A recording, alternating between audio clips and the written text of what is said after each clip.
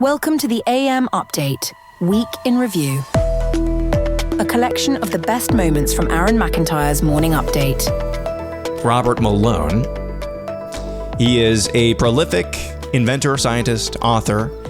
He is a member, I believe, still, of the board at HHS that oversees vaccines. He posted this on X over the weekend regarding a plot to overthrow and undermine Robert F. Kennedy Jr. in his post as Secretary of Health and Human Services. Listen to this. Quote, a detailed secret trade association memo plotting the removal of U.S. Secretary of Health and Human Services Robert F. Kennedy Jr. has leaked. It reads like a coup attempt against regulatory reform, and they're spending millions to make sure Kennedy is out of office by September. It seems the Biotechnology Innovation Organization, or BIO, whose membership includes Pfizer, Merck, Novavax, Vaxcyte, and hundreds of biotech firms that profit from regulatory insulation, has a mole. When the nation's leading pharmaceutical trade group convenes a closed-door strategy meeting and openly discusses the need to go to the Hill and lobby that it is time for RFK Jr. to go, the issue is no longer health policy, it's democratic integrity. According to the apparent leaked minutes, verified by the name of the creator of the file on April 3rd, 2025, BIO held a vaccine policy steering committee meeting whose internal summary, soon to be publicly available thanks to whistleblowers, reveals a campaign of strategic deception, institutional capture, and psychological warfare, and exposes a campaign of institutional deception, investor protection, and coordinated sabotage of the Maha reform platform. Again, this is the chief trade platform or trade organization for American big pharma companies, getting together earlier this year behind closed doors. According to the leaked document titled Bio Vaccine Policy Steering Committee, April 3rd, 2025, Bio has committed $2 million, half of its cash reserve, to counter what it calls the threat posed by Kennedy's rise. But this is no ordinary PR push. It's a multi-pronged campaign designed to deceive the public, silence dissent, and preserve industry dominance through the influence operations masquerading as science. The document opens with a blunt political calculation. Kennedy's candidacy threatens investor confidence, regulatory predictability, and the long-term viability of the vaccine business. Bio leadership in the apparent leaked document states plainly, quote, it's time to go to the Hill and lobby that it's time for RFK Jr. to go. To achieve this, according to the document, Bio intends to deploy surrogates across the political spectrum, co-opt conservative influencers, and bypass direct engagement with the Kennedy campaign altogether. Among the figures named as potential allies in this covert effort, Dr. Mehmet Oz, former Senator Richard Burr, Senator Bill Cassidy, that's not a surprise, and the American Enterprise Institute, that's the libertarian think tank. These individuals and institutions, the memo suggests, can provide a veneer of bipartisan legitimacy to Bio's core aim, neutralize Kennedy without ever addressing the substance of his critique. That is the gist of a post from over the weekend from Dr. Robert Malone, detailing this trade industry organization for American big pharma companies and their plan to co-opt conservative influencers, along with think tanks and Republican senators like Bill Cassidy of Louisiana, to provide a bipartisan pushback to those crazies over at HHS. Let's listen to this, finally, for air analysis. Here is National Institutes of Health Director Dr. J. Bhattacharya on what it's going to take to restore trust in our nation's health institutions. I think a lot of people lost trust in the NIH and in science, actually, because what happened during the pandemic was so terrible for so many people. The schools closed, people were forced to wear masks when it didn't seem to make any difference. And then, of course, the vaccines didn't stop you from getting and spreading COVID. And the NIH, I have to say, sad to say, was associated with a lot of those policies. You know, Tony Fauci's name, people associate that primarily with the NIH. But there's much more to it than just Tony Fauci. You know, it's an amazing institution that has 100+ year history of developing cures and treatments for the most intractable diseases. A lot of what medicine is today is because of the history of the NIH, and it's just an absolute honor to be able to run the place. So my message for air analysis, amidst everything you've heard earlier this episode from Dr. Mpox Leather Daddy, later on from Robert Malone, from Dr. Marty Makary, and now from Dr. J. Bhattacharya. My message is really simple. Keep your eyes on the prize. Stay focused. I think the month of September could be a challenge for Maha. It seems like they face some pressures from within. Now it seems like they're going to start facing some extremely stiff headwinds from without. When you hear Robert Malone talking about the co-opting of conservative influencers, libertarian think tanks, Republican senators who are already co-opted, let's be honest about that. We need to be very careful to guard against any propaganda. That means things could get messy. That means that maybe some true things, we don't know, true things could come out, unsavory things could come out about RFK Jr., could come out about any number of these individuals and figures that we like so much amidst the world of Maha. Just know that it's being done to elevate people like M-Box Leather Daddy at the detriment of people like Dr. J. Bhattacharya. The forces that want to nix RFK Jr. and the work that he's doing to enforce and promote parental choice, that's basically all that we're asking for here when it comes to vaccines and anything else. It's about the children. That's what he's focused on. He ran Children's Health Defense before running HHS. It's all about the children. The forces that want to nix that are the same people who would like to elevate M-Pox Leather Daddy. I'm sorry, MD MPH. So keep your eyes on the prize. It could be a messy month of September when it comes to Maha, as it appears they're going to start facing an onslaught from without after withholding and withstanding division from within early on in its tenure.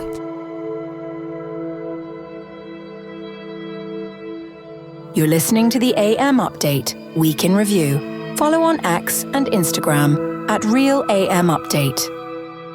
Christian author Lee Strobel joined Tucker Carlson recently. And by the way, this is the most recent example. I don't get too high or low on Tucker Carlson based on who he's interviewing. I absolutely cannot stand some of the content that comes out of some of his guests sometimes. But then he goes and platforms people like Lee Strobel. Now, Lee Strobel pointed out how Hollywood, he believes, is under the direct influence of a real demonic realm. And when you listen to Lee Strobel, it makes a lot of sense as to everything you've seen out of Hollywood, especially over the last 20 to 30 years. The biggest problem in our culture is to deny that there is a demonic realm, pretend like there isn't. So what are the hallmarks of it then? Well, I think some things you mentioned, we see manifestations of it in ways that defy natural explanations.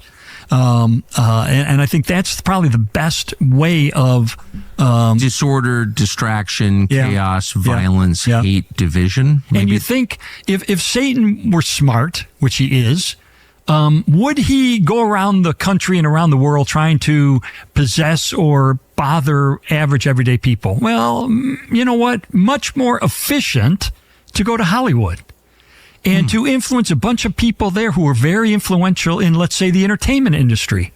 And let's say he encourages them to create films and television shows that are funny and that are creative and that are fun. But there's an underlying message to them that there's a normalization of immoral activity. That makes it normal because, you know, when we laugh, it opens us up to various possibilities. When we laugh, our defenses come down. So I'm thinking of a wonderful, funny TV show like Friends. Remember Friends, the TV show? It was on TV for years. Very popular show. Only American who never saw it, but yeah. But underlying that is a very ugly sexual ethic. That normalizes multiple sexual partners and that sort of thing. The kind of thing that Satan would love to inculcate into American culture.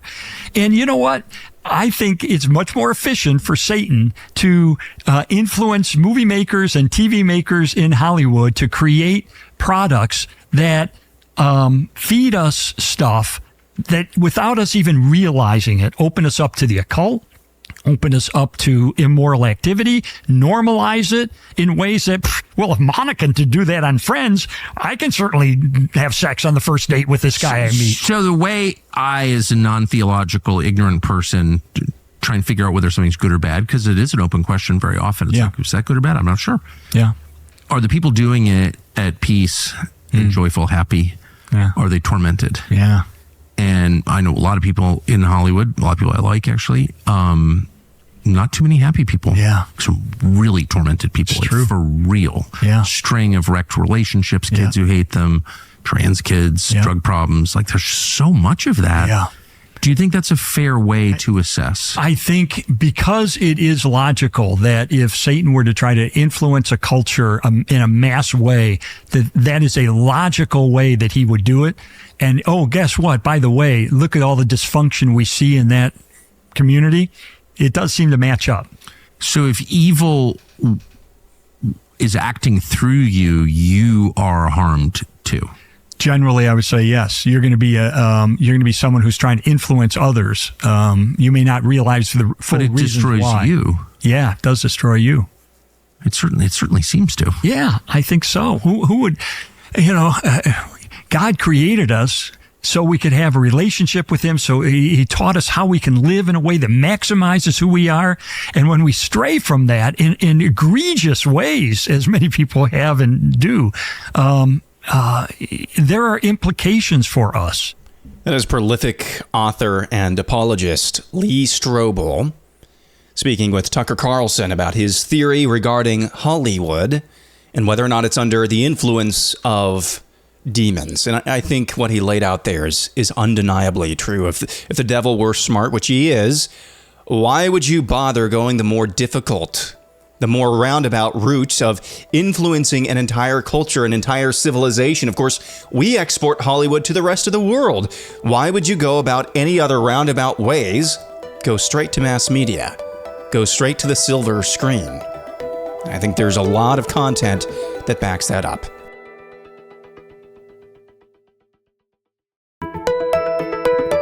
I want to touch back on something that I said about Tucker Carlson a couple of times. I don't get too high, I don't get too low depending on the guests that he has on his show.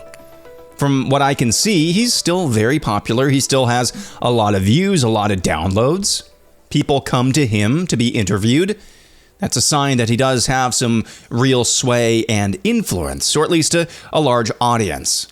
But the reason I don't get too high or too low on him is because for every martyr-made Daryl Cooper, alternative historian, who questions whether or not the Allies were actually the bad guys in World War II, whether or not that's the precise argument that he's making is neither here nor there. I don't want to misrepresent things one way or another. For every, let's take another look at Hitler guest that he has on, he has somebody who has an important and I think a very sober voice like Lee Strobel. Lee Strobel is not the only one. Tucker Carlson has had a lot of good guests on. A lot of guests who espouse views I find rather, let's just call that not reprehensible, but let's just say outside the mainstream, unorthodox. There's one theory, however, that I'm starting to develop as to why Tucker Carlson has some of these, let's call them unsavory guests on. And it doesn't do very much pushback in some of their assertions. And why he also has some guests on like Lee Strobel, who's a hardcore Christian, a hardcore, I think he's evangelical. Tucker Carlson has had some reformed bros that, a lot of people have never heard of before on his program to discuss Christian nationalism and other things like that. There's one theory that I'm starting to think about that explains why he has this hodgepodge of guests on, all from the right-wing spectrum to extreme right-wing, where we're starting to, hey, maybe we misunderstood Hitler, which I find ridiculous, to another extreme, Christian nationalism, reformed, which I don't find extreme at all. I just think it's a sect that has been dormant for a long time in Protestant Christianity.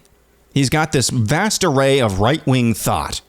Some of these ideas have never really been exposed to the gen pop before.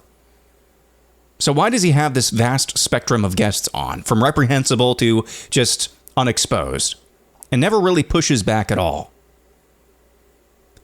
I don't think he's actually trying to speak to the gen pop. I don't think he is. I think he has a broad audience, but I don't think he's trying to reach a broad audience. I don't think he's trying to speak to a broad audience. I think that it's possible Tucker Carlson's goal with his career at this juncture is to speak to the nation's elites, to speak to Western civilization's elites, to try to provide some exposure therapy or shock therapy to their preconceived notions of how everyone thinks and everyone operates and how the world operates for most people. I think he's trying to wake them up to the reality that there's a lot of people, a vast array of people who think completely diametrically opposite or differently than you think. Harvard educated, elite university educated, titans of industry, things of that nature. I think he's trying to do some shock therapy to that very small segment of our population. Because I think Tucker Carlson also recognizes whether or not you have a good civilization that's on the upswing, a bad civilization that's headed towards the ash heap of history, you're always going to have an elite class. The question always is, though, whether those elites are good, whether those elites are actually of good character and benevolent. It's possible that you can have elites like that. But I think Tucker Carlson might see, I don't know anything behind the scenes at all, but I'm just trying to put together a theory, kind of putting some rhyme or reason as to why he has on whom he has on as guests and some of the things that they talk about there. I think it might be exposure or shock therapy to the elite class. You're listening to the AM Update, Week in Review. Follow on X and Instagram at Real AM Update. Our poll of the week, I asked you, would you support a full-blown kinetic war against the drug cartels? I gave you 4 options, as always. Other comments below. We'll get to those in just a little bit. Yes, no, and it's way more complicated. In fourth place, it's other comment below. We'll get to those in a minute. In third place, it's no, I would not support a full-blown kinetic war against the cartels. That's 3.8%. In second place, it's way more complicated at 28.2% than simple, do you support a war against the cartels? And in first place, yes, 66.4% say, yes, I would support a full-blown kinetic war against the cartels. Let's get to what you have to say. Jeff says it's complicated. First, we would have to get them out of the U.S. Then, if we want to go after them elsewhere, we'd need full cooperation with the nations that have them, which currently we don't. Also, a clear and achievable end state needs to be established. 150% agree with that last sentence there. Clear, achievable end state needs to be established. Absolutely. That is very important. The second part, I'm not sure if I totally agree with. If we want to go after them elsewhere, we'd need full cooperation with the nations that have them, which we currently don't. I don't know. If we have an opportunity to take out leadership in these cartels, we know where they are and we know what they're doing, and there is a 99% chance of success or 85% chance of success, I say screw what Mexico or what Colombia or what Venezuela thinks of us. But I do agree. That's what I voted for. It's more complicated than just, yes, let's just declare war on the cartels. Johnny Bourbon says 2 things that tried to avoid immigration and customs enforcement and ended up at the bottom of the seas: cartels and the Titanic. Hopefully you're right about that, although it's sad about the second part. Aaron says, as long as it involves kinetic sand, I'm in. Okay. Bama Conservative says, the cartels do. Why shouldn't we? That's a good point. They've already declared war. For 40 years, they've been declaring war on this country by continuing to feed. Yes, there is a demand, but there is a supply, thanks to them, just heinous drugs.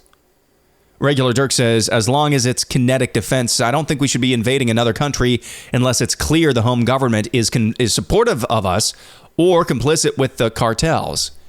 See, I think maybe this is what Jeff was trying to get at as well.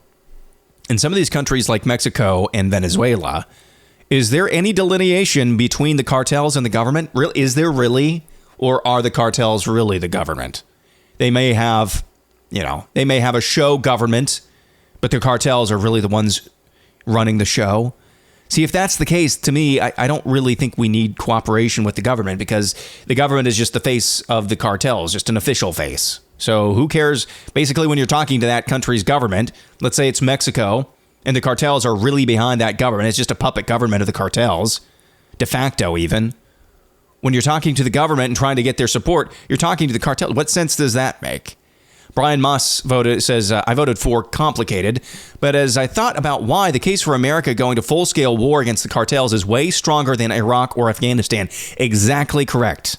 Yes, it's in our sphere of influence. They pose an immediate threat, as Marco Rubio pointed out earlier. So I agree with that. Dalton Bell, I love this response. It's snarky, but it's not snarky for snark's sake. So easy for me to say. Snarky for snark's sake.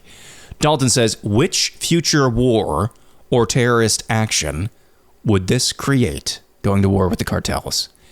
See, that's a question that has not been asked very often when it comes to our military and, our geopolitical calculus. You look at the power vacuum that the war in Iraq and, to some degree, Afghanistan left in the Middle East. What did that give rise to? What did we do second, third, fourth order planning? And I know it's a fallen world. You cannot predict the future. But just a modicum of, hey, what are the second, third, fourth order effects? What could there be here? Are we ultimately going to make this region more destabilized and more hostile by doing X, Y, and Z action? So, Dalton, I think your question is not only snotty, but it's very wise, to be honest. And you didn't say, no, this means we should not go, or yes, it means we should go to war with cartels. You're just asking a wise question.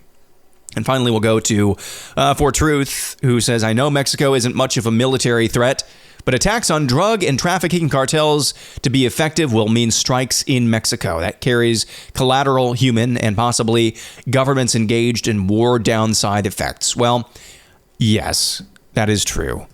And I think what you're going to see the cartels doing now, especially what we saw this week, they're going to start using human shields to do their activities. And there's going to have to be some more judicious shows of force, I think. But ultimately, I mean, the cartels, they don't value human life the way that we do, or at least we think that we do here in this country. This has been the AM Update Week in Review. The AM Update will be back on Monday and every weekday at 4 a.m. Eastern Time.